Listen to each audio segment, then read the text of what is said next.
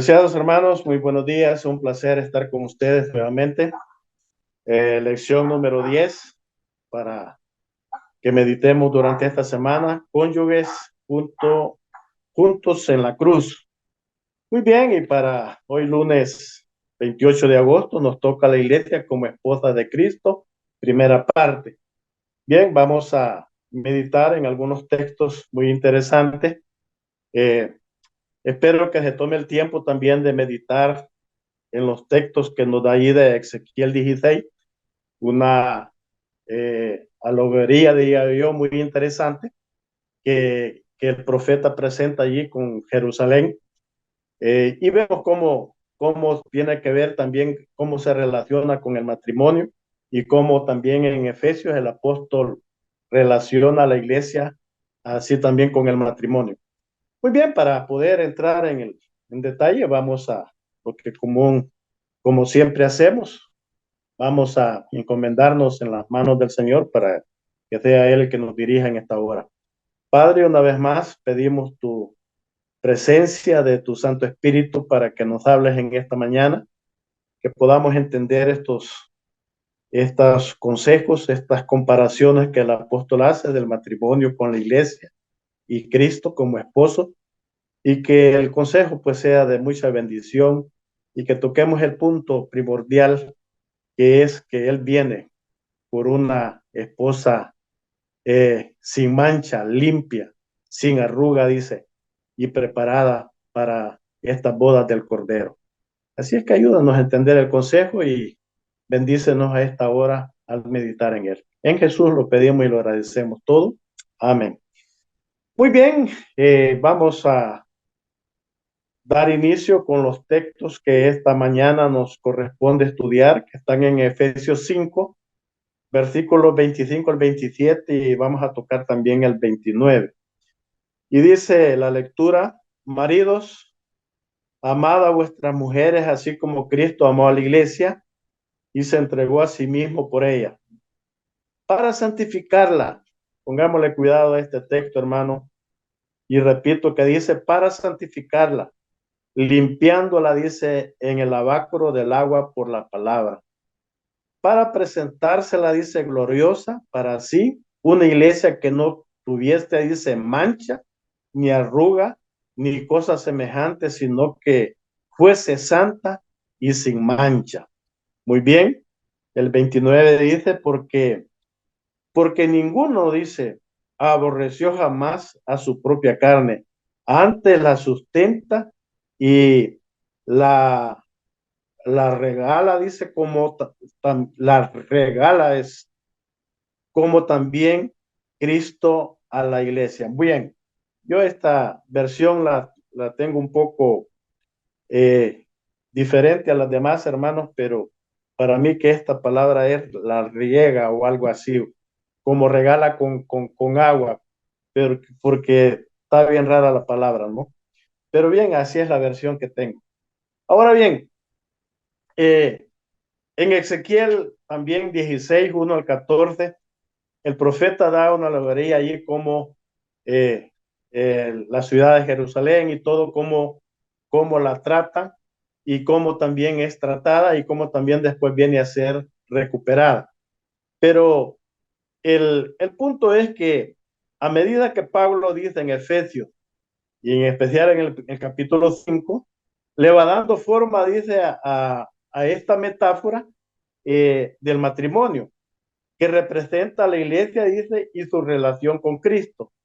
Recurre creativamente, dice, a las costumbres y a los roles de las bodas antiguas.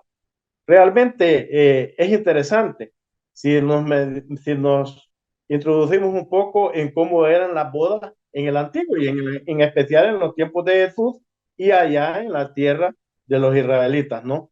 En relación, dice, con la iglesia como esposa, Cristo, dice, el esposo divino, que primeramente dice, ama a la iglesia como esposa, así lo dice Efesios 5:25. Nunca debemos olvidar, dice, que este es el trabajo de corazón para Jesús. Él nos ama. Porque la iglesia, ¿quiénes somos? Entendamos esto, hermano. La iglesia somos todos nosotros. Y entonces Él nos representa como la esposa y Él como esposo. y entonces dice que Él nos ama como esposa, dice, y que nunca debemos olvidar esto, dice, es un trabajo de corazón para Jesús. Él nos ama realmente. Y, y si usted se puede analizar y profundiza un poco en el matrimonio, posiblemente los que somos casados, eh, el mandato es amar a la esposa, como también el mandato de la esposa es amar a la esposa, pero es amarla, no a verle las deficiencias. No quisiera entrar en muchos detalles, en especial con la hermana Eldir, en sus, tal vez en sus decadencias, en sus errores o en sus caprichos. El mandato es a entenderla, a comprenderla y amarla. Ahora lleve usted esa comparación a nosotros como iglesia. Jesús nos ama, no importa su condición, cómo usted sea, todo. Él nos ama, pero también Él espera que cada uno de nosotros vayamos haciendo los arreglos debidos, porque al final vamos a ver, al final de este día vamos a ver que el propósito de Él es presentar una esposa, dice, como decía el texto, para presentarle gloriosa, dice, para ti, una iglesia que no tuviese, ¿qué dice? Mancha, que más, ni arruga, ni cosas semejantes, sino que fuese santa y sin mancha. Hermano, el problema no es la condición ahorita que estamos, porque el Señor así nos ama, pero no nos debemos de quedar en esta condición. Ese es el punto. Tiene que haber un cambio para presentarnos tal como el Señor espera. Y lastimosamente, pues yo pienso de que si aquellos que no queremos hacer ese cambio, lastimosamente no vamos a ser parte de esa iglesia de la cual él quiere sentirse orgullosa y que la presenta como su esposa, ¿ah? Digna de las bodas del Cordero, ¿verdad? Muy bien, lo segundo dice, se da a sí mismo como el precio de la novia. Dice que en la antigüedad a la novia prácticamente se compraba, ¿no? Porque se le daba un precio a la familia. Bueno, aquí él nos da un dato, el actor de la lección, que dice que habían aldeas ¿cómo se llama? Que su estado financiero crecía, dice, cuando había un buen, cuando había un buen pretendiente y que llegaba por una doncella allí, como soltaba el gran poco de dinero, ¿no? Porque daba dinero o daba objetos de valor, dice, la familia quedaba rica y a veces cambiaba el estatus, vamos a decir así, social de la aldea cuando había una buena boda, ¿no? Cuando había un buen novio que daba lo que realmente la novia valía, ¿no? Porque me imagino que también tenía que valerlo la novia, ¿no? Entonces, era la costumbre, dice, en esos tiempos, les leo textualmente, dice que en el contexto, dice, de los acuerdos nupciales antiguos, el novio compraba a la novia con el precio, dice, de la novia, que generalmente era una gran suma de dinero y objetos de valor, tan grande que las economías de las aldeas antiguas, dice, dependían de la costumbre. Cristo paga el precio final, dice, por la iglesia como su novia, ya que Él se dio a sí mismo. Imagínense el precio por nosotros, hermano. Ahora bien, en la encarnación, dice, y en la cruz se da, dice, a sí mismo como el precio de la novia. Él dio su vida, derramó su sangre por la novia, por cada uno de nosotros, hermano. Y por último, tenemos en la cuarta parte, la tercera parte, perdón, que dice, este me llama mucho la atención porque en, yo recuerdo todavía una boda de las antiguas allá de donde somos originarios de Oriente, no de Oriente Medio, no que del Oriente, aquí en El Salvador, ¿verdad? Pero las bodas casi se parecían a como las describen hoy acá. Dice que baña a la novia. Bueno, esta era, dice, la preparación de la novia, dice, era una parte importante, dice, las antiguas, dice, festividades nupciales, como también ocurre, dice, en la actualidad. Eran las damas de honor, ya existían las damas de honor en estas bodas, y los parientes y las parientes femeninas de la novia quienes la preparaban, dice, para la ceremonia. Sin embargo, dice que Pablo imagina al esposo divino preparando a su novia, dice, para la boda. Es él quien la santifica y la limpia en el lavado, dice, del agua. Esto dice que posiblemente sea, dice, una probable referencia al bautismo que cada uno de nosotros también preparamos. Muy bien, como le digo, estas eran unas costumbres interesantes. Yo recuerdo una de las bodas de uno de mis hermanos mayores, que el dote de una novia, yo no sé si es costumbre, pero era un dote de que el novio tenía que regalarle, no recuerdo muy bien la cantidad, pero estaba entre 25 y 50 monedas de a 25 centavos, pero esas monedas eran de plata y se las daba en una bolsita blanca y ese era como un dote que le daba el novio a la novia antes de casarse. Y eso había que, el novio, como decíamos en buen salvadoreño, tenía que rebuscarse a conseguir esas 25, 50 monedas de plata de a 25 centavos. Antes había de a 5, de a 10 y de a 25 y después iban las de a 50, aparecieron y después aparecía el colón ya en papel, pero eso era un dote que se daba. Yo recuerdo preocupado mi hermano buscando esas monedas y comprándolas y no le importaba el precio o cómo la conseguía. Lo importante era conseguir la cantidad que necesitaba para llevársela a su novio. Muy bien, la cuarta dice que pronuncia las palabras de la promesa. Esta limpieza dice se realiza, dice, por la palabra, que señala la palabra, dice la promesa que el esposo divino dirige a su esposa, quizás en el contexto de la ceremonia, dice, eh, esponsales, eh, para, y observa, dice, la promesa de Dios a los creyentes en el momento dice, de su conversión. Los esponsales eran, dice, la versión antigua del compromiso moderno. No era un conjunto, dice, de negociaciones mucho más serias, que incluían, dice, un acuerdo escrito sobre el precio de la novia por parte del esposo. La dote dice bienes que la novia traería de su familia al matrimonio también. Era otro acuerdo, mis hermanos, que la novia, los padres de la novia tenían que dar un dote para que la novia llevara a su nuevo hogar.